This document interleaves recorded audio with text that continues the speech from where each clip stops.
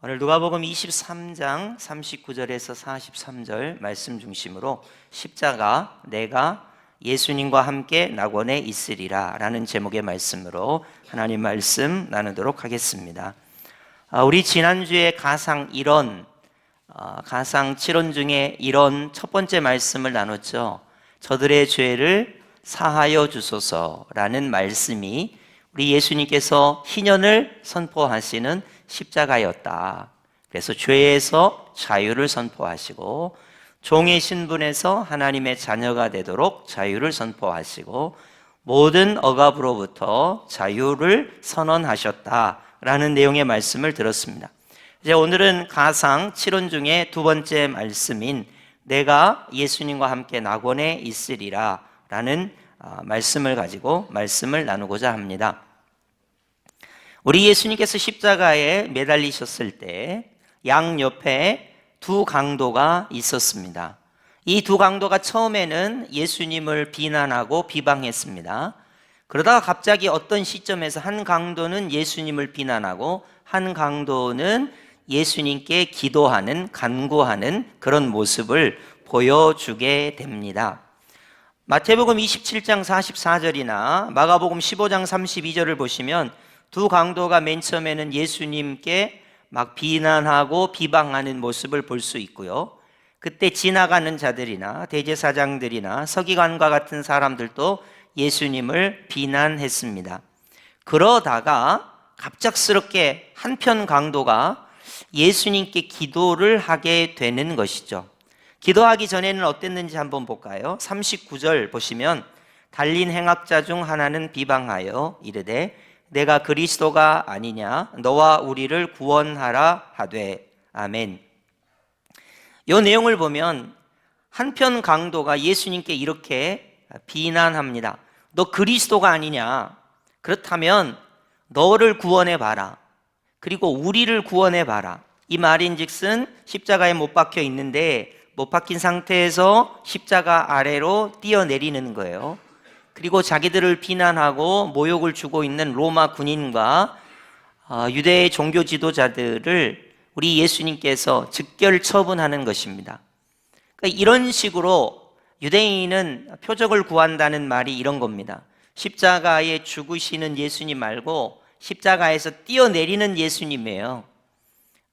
우리가 보통 예수님이 40일 금식하시고 광야에서 시험을 받으실 때 돌멩이로 떡을 만드는 기적, 성전 꼭대기에서 뛰어내리시면 천사가 받들어서 예수님의 발이 땅에 닿지 않게 하는 기적, 세상의 부귀영화를 다 줄 테니까 그것을 가지라고 하는 식의 회유가 있습니다.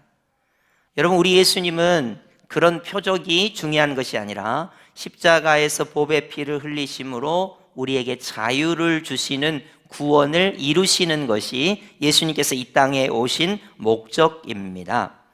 그렇기 때문에 지금 내가 그리스도가 아니냐, 여기까지는 맞아요. 그렇다면 너도 구원하고 우리도 구원해봐라. 십자가에서 뛰어내리고 우리를 힘들게 하는 저 사람들을 다 물리쳐봐라.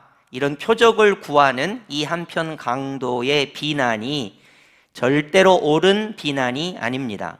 완전히 틀린 거예요. 여러분, 우리 예수님은 십자가에서 보배 피를 흘리셔서 온전히 세상 죄를 지고 가는 하나님의 어린 양으로 우리를 위하여 십자가 고난을 당하셔야만 하는 것입니다.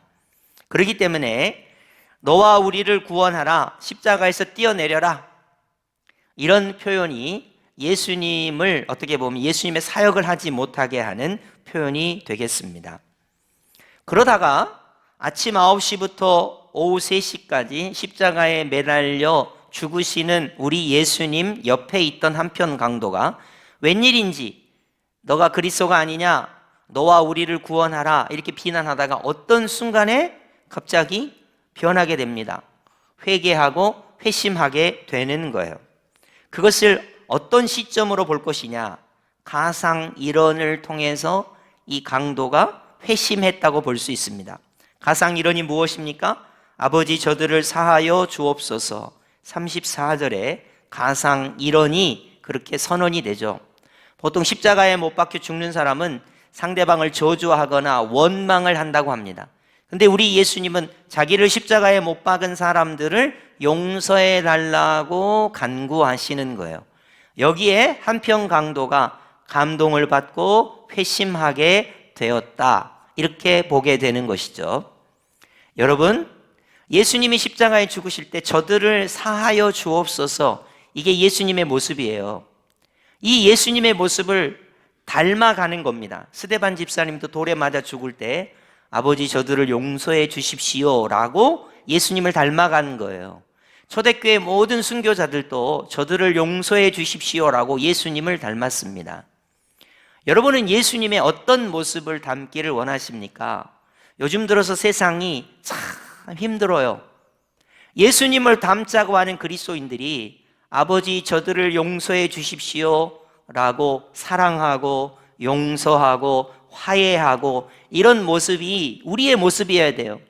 여러분, 만약 우리 예수님께서 십자가에서 아버지 저들은 나쁜 놈들이니까요, 저들은 멸망시켜 주세요, 우리 예수님께서 그렇게 하셨다면 기독교는 시작되지 않았을 것입니다.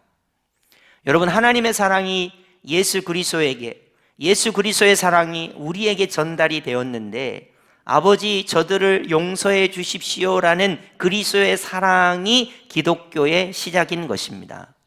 그래서 여러분, 예수 그리스도의 어떤 부분을 여러분은 닮기를 원하십니까? 십자가에 죽으시면서도 아버지 저들을 용서해 주십시오라는 이 부분을 우리가 닮아야 하는 거예요. 여러분, 아내를 용서하기가 어렵습니까? 남편을 용서하기가 어렵습니까? 이 세상에서 진보와 보수가 서로 용서하기가 어렵습니까? 여러분, 공산주의자나 자유민주주의 사람들이 서로를 용서하기가 어렵습니까? 무엇 때문에 용서할 수 없습니까? 우리 예수님은 십자가에 죽으시면서 아버지 저들을 용서해 주십시오라고 우리에게 그 모습을 보여주었고, 초대교회의 수많은 사람들도 자기를 돌로 때려 죽이면서 죽어가면서도 아버지 저들을 용서해 주십시오라고 예수님을 닮아갔던 거예요. 오늘 많은 신앙인들이 예수님의 십자가의 모습을 닮아야 하는데 그렇지 못하고 있습니다. 여러분, 이거는 되게 잘못된 거예요. 우리가 예수님을 닮아간다는 것은 돈을 많이 버는 부분, 세상의 부귀영화를 누리는 부분, 승리하는 부분, 이런 것도 있지만 가장 중요한 것은 예수 그리스도의 용서와 사랑을 십자가를 통해서 그리스도인들이 실천하는 데 있는 것입니다. 이제 이 예수님의 용서를 통해서 한 강도가 회심을 하게 돼요. 여러분, 보통 오른쪽 편 강도가 회심을 했다고 우리가 그렇게 알고 있는데 성경을 보시면 왼쪽인지 오른쪽인지 정확히 나타나 있지 않습니다. 근데 왜 우리가 오른쪽이라고 생각하냐면 유대인들은 오른쪽이 좋은 쪽이에요. 오른쪽이 하나님의 백성, 천국 백성, 왼쪽은 그렇지 않습니다.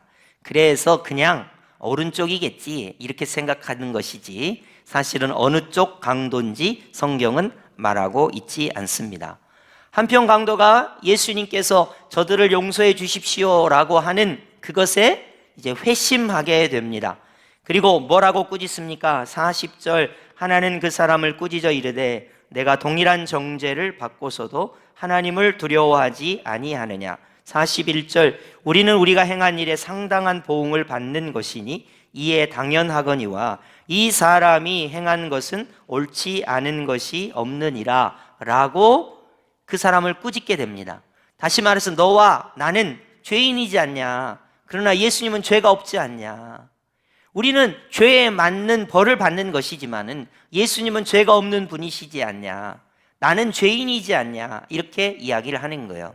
그래서 여러분이 이제 해석을 할 때 강도가 진짜 폭력과 나쁜 짓을 한 강도라는 해석이 하나 있고, 셀로 땅처럼 열심 땅처럼 유대인의 독립을 위하여 하다가 정치적으로 강도라고 불려져서 죽게 되는 그런 강도, 두 가지 의미가 있습니다. 여러분이 어떤 의미로 사용하셔도 상관없습니다.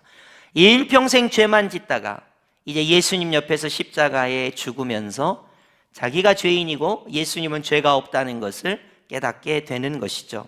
그리고는 예수님께 다음과 같이 이야기합니다. 42절 우리 다 함께 합독하겠습니다. 시작. 이르되 예수여 당신의 나라에 임하실 때에 나를 기억하소서 하니. 아멘. 회심한 강도가 죽기 직전에 마지막으로 예수님께 나를 기억하소서라고 말합니다. 여러분, 여기에 대한 정확한 대답은 예수님께서 이렇게 말씀하시면 돼요. 그래 강도야, 내가 너 기억해 줄게. 이게 지금 말한 것에 정확히 대답하는 것이죠. 예수님 나를 기억해 주세요. 그래 나 너 기억해 줄게. 이게 정확한 거 아니겠어요? 근데 우리 예수님께서 다음과 같이 말씀하세요. 오늘 내가 지금 나를 기억하소서 고백한 강도 내가 예수님과 함께 낙원에 있을 것이다 라고 구원을 선포하십니다.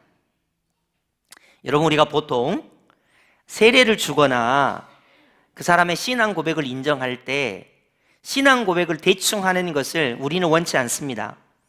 여러분이 이제 세례를 받거나 세례 문답을 할 때 여러 가지를 고백하게 되는데 사도신경적 신앙 고백을 요구합니다.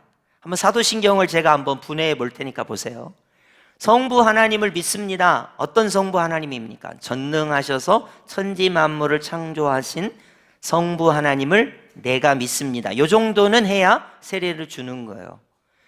그의 아들 예수 그리스도를 내가 믿습니다. 그 예수님 어떤 예수님입니까? 성령으로 잉태된 예수님이에요. 그죠?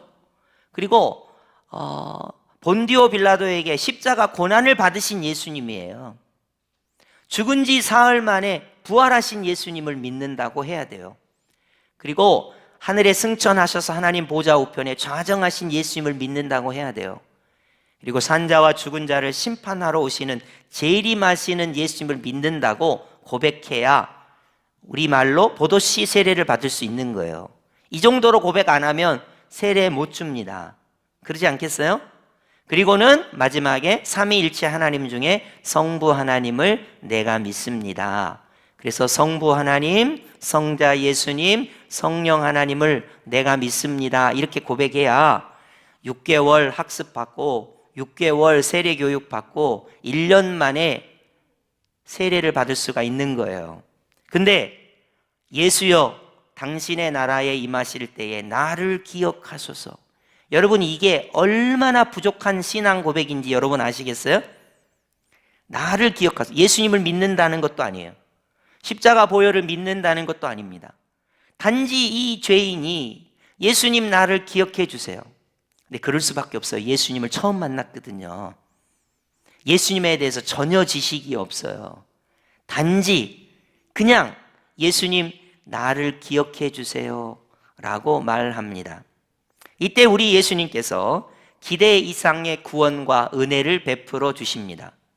여러분, 저 같으면 그 정도 갖고는 세례를 받을 수가 없어요. 그 정도 가지고는 구원을 이야기할 수가 없어요. 아니, 이때까지 죄만 짓다가 죽기 직전에 예수님 나를 기억해 주세요 그래 놓고 천국에 간다는 게 말이 됩니까? 우리 같으면 그럴 거 아니에요. 근데 우리 예수님께서 기대 이상의 은혜와 구원을 베풀어 주세요. 일평생 죄만 지었어요. 죽기 직전에 딱 한마디 합니다. 주 예수여 당신의 나라에 임하실 때에 나를 기억하소서. 요 말 한마디 했어요. 선한 것을 한 적이 있습니까?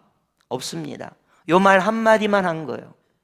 그런데 우리 예수님은 십자가에 왜 죽으시느냐? 희년을 선포해서 자유를 선포하기 위해서 십자가에 죽으시기도 하지만 십자가의 보배 피를 왜 흘리셔요? 구원을 선포하기 위하여 십자가에 죽으시는 것입니다. 이 한편 강도가 당신의 나라에 임하실 때 나를 기억하소서. 이 부족한 신앙 고백, 이 부족한 예수님을 향한 믿음을 표현할 때 우리 예수님께서 즉각적으로 말씀하셨어요. 오늘 내가 예수님과 함께 바로 지금 죽음 이후에 예수님과 함께 낙원에 있으리라 라고 예수님께서 구원을 선포하신 것입니다.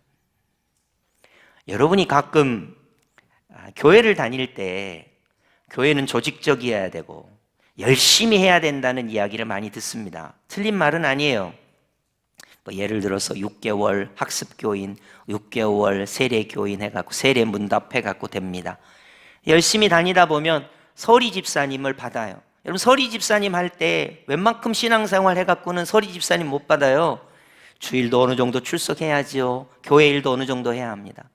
여러분이 항존직이 되실 때 장로님, 안수 집사님, 권사님 되실 때는요 피를 말립니다. 여기 쭉 모이잖아요. 여기 모인 수의 3분의 2 이상을 득표를 해야 돼요. 여러분이 투표를 안 해보셔서 그렇지 여기서 3분의 2를 얻는다는 것은 무지하게 어려운 일이에요. 왜냐하면 이 사람들에게 다 인정을 받아야 되거든요. 예배생활, 찬송생활, 기도생활, 헌신, 봉사 이런 걸 다 눈여겨보다가 그렇게 하는 거거든요. 그러다 보니까 우리가 어떤 생각을 하냐면 구원도 노력을 해야 구원을 받는다고 생각을 해요. 여러분이 한편 강도가 노력을 했습니까? 딱 한마디 했어요.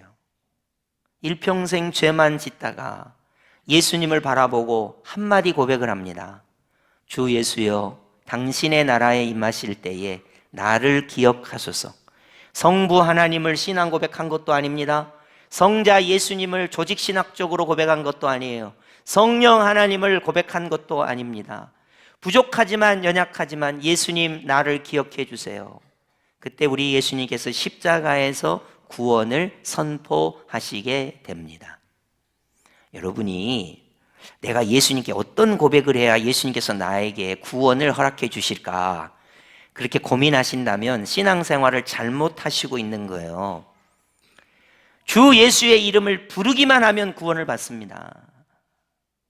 내가 조직신학적으로 고백을 해야지, 사도신경적으로 고백을 해야지, 내가 정말 누가 들어도 똑소리 나게 신앙 고백을 해서 구원을 받아야지. 천만의 말씀입니다. 예수님 왜 십자가에 죽으셨습니까? 저와 여러분에게 자유를 선포하기 위하여, 희년을 선포하기 위하여 십자가에 죽으셨지만 또 하나 오늘 본문에 주된 것은 구원을 선포하시기 위함입니다. 십자가에 달리신 예수님을 바라보고 주 예수여 외치고 믿음을 고백하는 그 어떠한 사람도 오늘 주 예수여 나를 기억하소서 말하는 어떤 사람도 오늘 예수님과 함께 낙원에 있으리라 라고 구원을 선포하시는 것입니다. 여러분 그래서요 나는 말이 아둔해요. 그래서 말을 제대로 못해요. 나는 이거를 어떻게 성경적으로 예수님을 어떻게 믿는다고 말하는 게 좀 부족해요. 그러십니까? 한편 강도만 하겠습니까? 십자가에 달릴 때 처음 예수님을 만났습니다. 그리고 회심했어요. 그리고 성령님이 이끄시는 대로 나를 기억하소서 그 부족한 신앙 고백을 한 거예요. 우리 예수님은 예수님을 부족하게 표현하든 예수님에 대하여 처음 만난 그 사람에게 예수님은 오늘 내가 예수님과 함께 낙원에 있으리라 이렇게 구원을 선포하셨습니다. 여러분 십자가에 달리신 예수님을 바라보시면서 언제나 예수님의 이름을 부르는 자에게 구원을 주시는 우리 예수님의 구원의 은혜가 여러분에게 가득하시기를 예수님의 이름으로 축복합니다. 언제나 예수 그리스도를 바라보고 주 예수여 나를 구원하소서. 그 외에 어떤 표현도 좋습니다. 여러분이 예수의 이름을 부르며 언제나 예수님을 믿는 믿음으로 예수님의 이름을 부르기만 하면 예수님의 이름을 부르는 자마다 구원을 받게 될 것입니다. 이 놀라운 은혜가 여러분에게 있기를 예수님의 이름으로 축복합니다. 아멘.